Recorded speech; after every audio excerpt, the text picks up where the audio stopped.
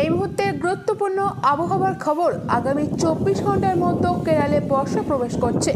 ভ্যাপসা গরম কাটিয়ে বাংলায় কবে থেকে বৃষ্টি, কি বলছেন আবহাওয়া দপ্তর? এর পাশাপাশি উত্তরবঙ্গের আবহাওয়া কেমন থাকতে পারে, সমস্ত কিছু আপনাদের জানাবো এই ভিডিওর মাধ্যমে।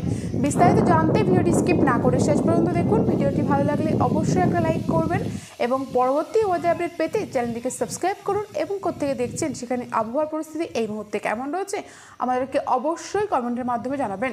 প্রথমেই জেনে নেব বর্ষা কেরালে কবে প্রবেশ করছে। মৌসুম ভবন জানিয়ে দিয়েছে দক্ষিণ পশ্চিম মৌসুমী বায়ু অর্থাৎ বর্ষা কেরালে আগামী 24 ঘন্টার মধ্যে প্রবেশ করে যাচ্ছে।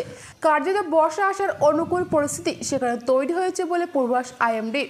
এই খবর খানিকটা স্বস্তি দিয়েছে উত্তর পশ্চিম ভারতের বহু এলাকার জন্য, কারণ সেখানে চড়চড়িয়ে বাড়ছে গরম। দিল্লি কার্যত ফুটছে গরমে। আর রাজধানীতে তাপমাত্রা রেকর্ড করে 50 ডিগ্রি অঙ্ক পার করে গিয়েছে। যদিও পরে সামান্য বৃষ্টিতে স্বস্তি নেমেছে শহরে।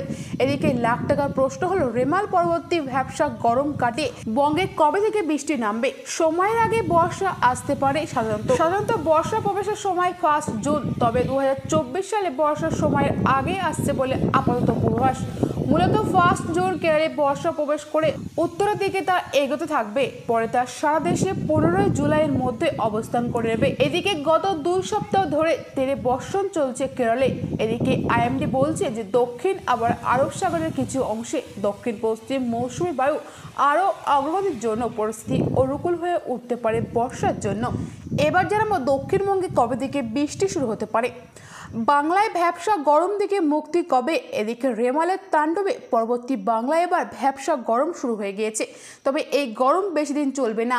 আবহাওয়া দপ্তর জানিয়েছে বৃষ্টির ইনিংস ফের এন্ট্রি নিচ্ছে বাংলার বহু এলাকায়। আগামী শনিবার রাজ্যে রয়েছে শেষ দফার ভোট, আর সেই দিন থেকেই বাংলায় বৃষ্টি শুরু হবে বহু এলাকায়। 1 জুন অর্থাৎ শনিবার থেকে পরপর 4 দিন বৃষ্টির পূর্বাভাস দিয়েছেন আবহাওয়া দপ্তর।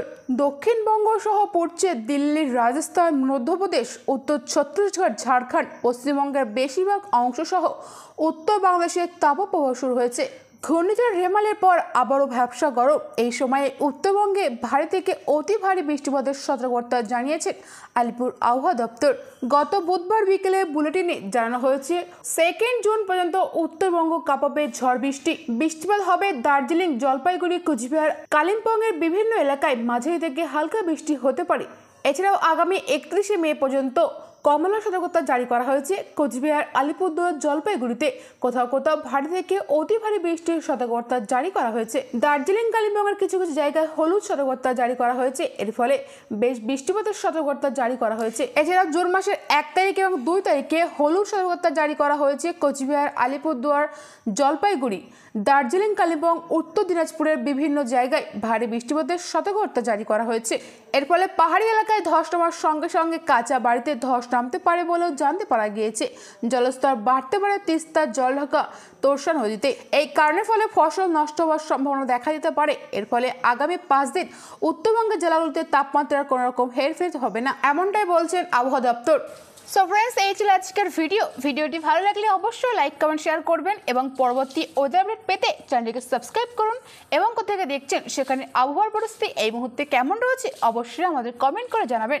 Thank you friends, thank you for watching.